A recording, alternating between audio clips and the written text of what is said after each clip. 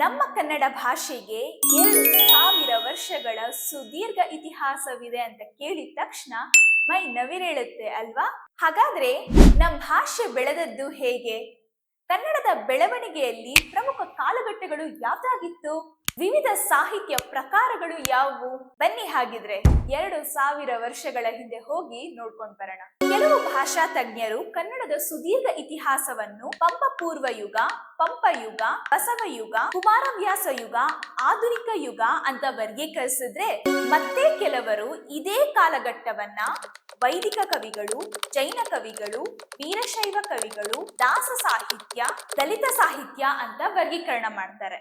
ಹೀಗೆ ಮತ, ಧರ್ಮ ಅಥವಾ ವ್ಯಕ್ತಿಯ ಹೆಸರನ್ನ ಆಧರಿಸಿ ವರ್ಗೀಕರಿಸೋದ್ಕಿಂತ ಸಾಹಿತ್ಯ ರಚನೆಯ ಶೈಲಿಯನ್ನ ಅನುಸರಿಸೋದು ಸೂಕ್ತ ಅಂತ ಬಹಳಷ್ಟು ತಜ್ಞರಿಗೆ ಅನಿಸುತ್ತೆ. ಆದ್ದರಿಂದ ಕನ್ನಡ ಸಾಹಿತ್ಯದ ಬೆಳವಣಿಗೆಯನ್ನು ಹಳಗನ್ನಡ, ನಡುಗನ್ನಡ ಮತ್ತೆ ಹೊಸಗನ್ನಡ ಅಂತ ವರ್ಗೀಕರಿಸಲಾಗಿದೆ. ಹಳಗನ್ನಡದ ಕಾಲಘಟ್ಟದ ಬಗ್ಗೆ ಹೇಳೋದಾದ್ರೆ, ಕನ್ನಡ ಸಾಹಿತ್ಯದ ಮೂಲ ಸ್ವರೂಪ ಅಥವಾ ಹುಟ್ಟನ್ನ ನಾವು